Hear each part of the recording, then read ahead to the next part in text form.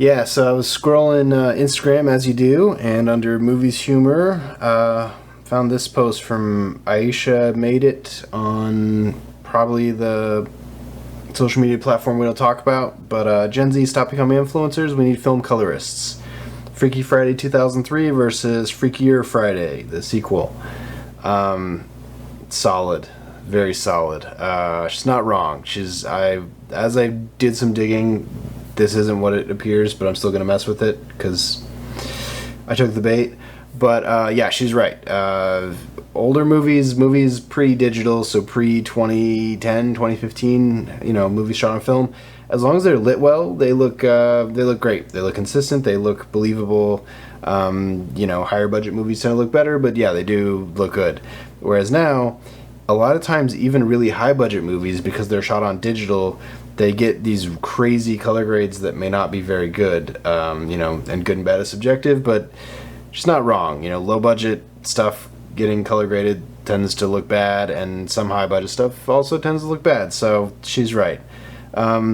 Two things. First of all, this image I'm pretty sure is the poster. It's been airbrushed to within an inch of its life, and that's fine. I have another image I want to work with. This is not. Disney posted it on their Instagram announcing like they're going to make the sequel to Freakier Friday. But I'm pretty sure this is a phone in a hotel room, so it's the phone's fault. It's not a cinema camera color grading problem. It's the fact that the phone is doing phone things. Yeah, and I'll get into what I think actually happened with this later. But I did download the trailer for Freaky Friday, the original, and yeah, it looks like a movie. I mean, it doesn't look like a super high-end movie, but it looks like a movie. It looks good. I think this frame is as close as we're gonna get to the like on the face thing. But yeah, and so I found the still, which I'm pretty confident it's either an iPad or an iPhone. But yeah, and I'm gonna do 3 attempts to make it look as good as this or thereabouts. First attempt is going to be just to balance it normally, because that's what's really wrong with it, I think, is the white balance. The camera was looking behind them to white balance it, which is a thing that happens. So I'll fix it, and then that'll pretty much be that image and see how far we get. Second one, I'm going to try to actually match it to this image, just because it can be done, and I feel like I can get pretty close. And then the final one, best, I'm gonna actually try to go for it and make it look the way I think it would look contemporary, with like a good contemporary color grade. Good being a real moving target here for all the reasons, not to excuse myself, but I just ripped these from the internet, so these images are gonna fall apart, but that's fine. I think for what I'm trying to do, I don't think it's gonna matter. So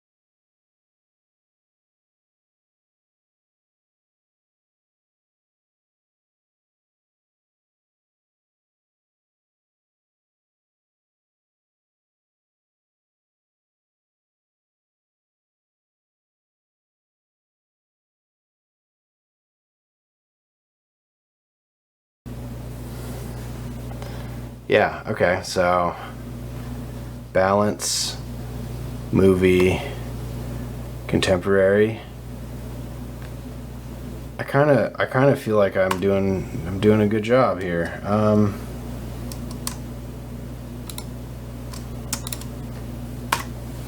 Yeah, so is it a far cry from the old movie? Yes.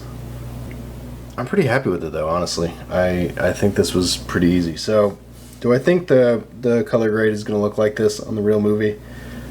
I don't know. Honestly, I think probably either this or this are going to be more of the color grade. Probably this, because this kind of almost looks like RE colors with the pink skin and everything. This feels more like, I don't know what, a horror movie, like something in the Conjuring universe. And this looks safe. This looks safe, but the more I look at it, looks, yeah. So I don't hate any of these really. Now that I'm looking at them, they're all doing different things.